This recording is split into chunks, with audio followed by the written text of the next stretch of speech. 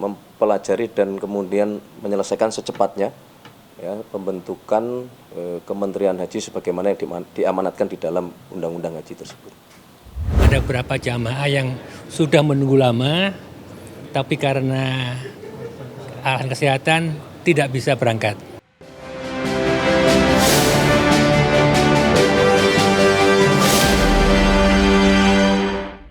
Pemerintah tengah mempersiapkan pembentukan Kementerian Haji usai rancangan Undang-Undang Haji disahkan dalam rapat paripurna DPR RI.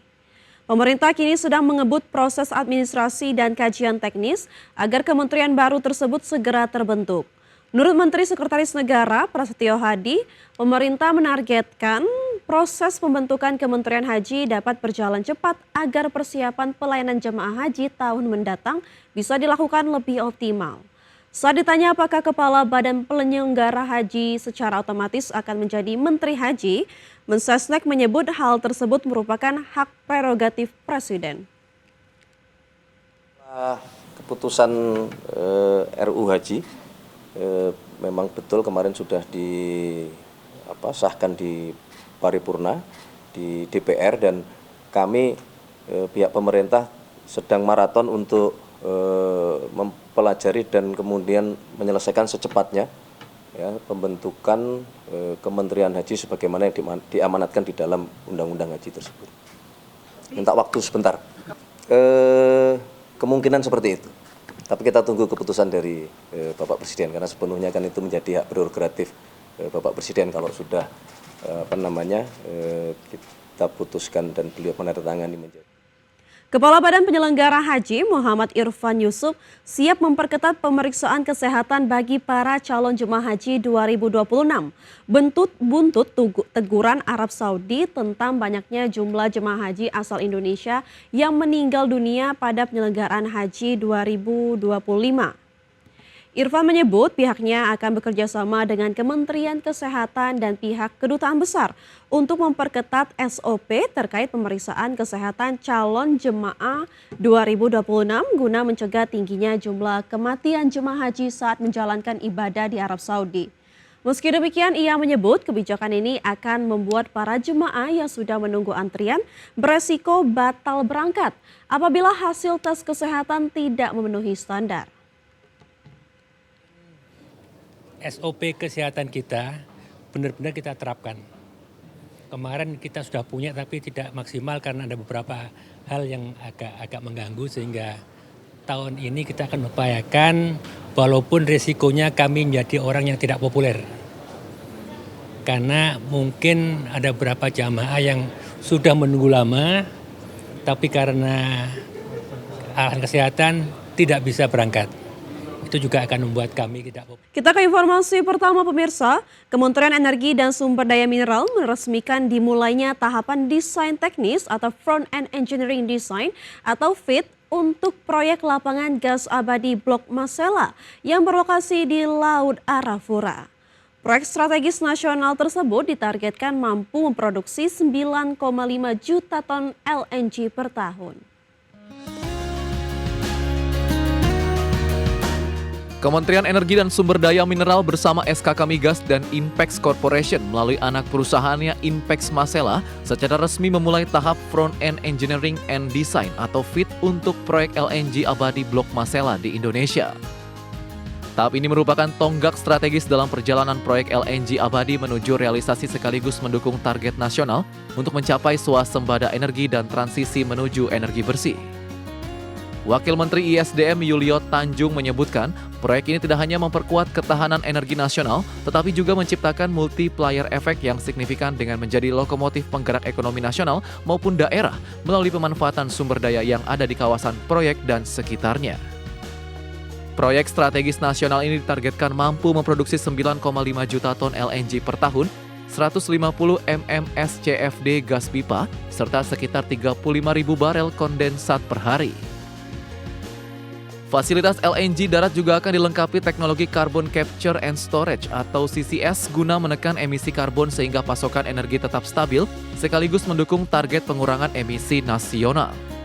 Keberadaan proyek ini akan memberi kontribusi besar terhadap ketahanan energi, mengurangi ketergantungan impor, serta meningkatkan daya saing industri domestik. untuk kegiatan Abadi Masela. Jadi kita mengharapkan itu proyek-proyek yang sudah diinisiasi yang merupakan PSN ini bisa dilaksanakan. Untuk proyek Abadi Masela ini, jadi total investasinya sekitar 20,9 miliar US dollar. Investasi proyek gas abadi Blok Masela tercatat sebesar 20,94 miliar dolar Amerika. Dengan tahap pengembangan, proyek diperkirakan menyerap lebih dari 12.600 tenaga kerja, sementara pada tahap operasi akan melibatkan sekitar 850 pekerja. Pemerintah menargetkan lapangan gas abadi mulai berproduksi pada 2029.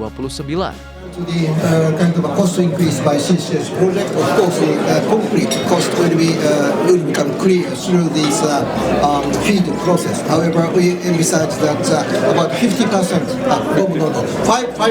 cost increase of a total cost of our body. Produksi liquefied natural gas atau LNG dari proyek Blok Abadi Masela tidak hanya untuk memenuhi kebutuhan energi nasional, tetapi juga ditujukan ke pasar ekspor Asia. Nantinya pasar ekspor akan menyasar pada Jepang, China, Korea, dan Taiwan. Dari Jakarta, Adi Firmansyah, IDX Channel. Kepala Satuan Kerja Khusus Pelaksana Kegiatan Usaha Hulu Minyak dan Gas Bumi atau SKK Migas, Joko Siswanto angkat bicara terkait kelangkaan BBM swasta seperti Shell, AKR, serta Vivo di Indonesia. Pihaknya memastikan telah menambah alokasi bahan bakar minyak sebesar 10% untuk SPBU swasta. Joko menyebutkan jika masih ada kendala pasokan BBM, pihaknya meminta masyarakat untuk mengandalkan pasokan BBM dari SPBU Pertamina yang terdekat. Yang Pertamina sudah ditambah 10%. Nah, apabila masih kekurangan maka bisa belinya ke Pertamina yang terdekat, SPBU terdekat. Yang non Pertamina sudah ditambah 10% ya. Pemirsa, kita beralih ke informasi update penutupan IHSG sesi pertama hari ini, di mana IHSG pada hari ini pada sesi pertama melanjutkan pelemahan di 2,27% ke level 7.771,29. Adapun IHSG tadi pagi dibuka di level 7.899 dan sempat menyentuh titik tertinggi di level 7.913. Adapun 89 saham mengalami penguatan, 662 saham mengalami pelemahan dan 49 saham stagnan atau tidak bergerak.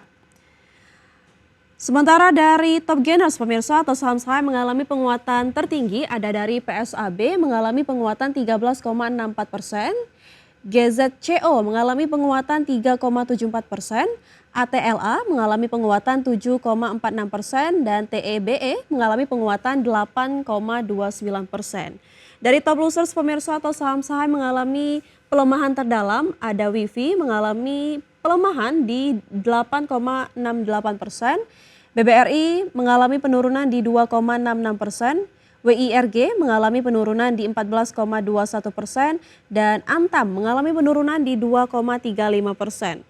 Sementara untuk pergerakan sektoral, industri mengalami penguatan 0,13%, konsumsi non-primer mengalami pelemahan 4,69%, begitu juga dengan infrastruktur dan konsumsi primer yang mengalami pelemahan di 3,5% dan 1,7%.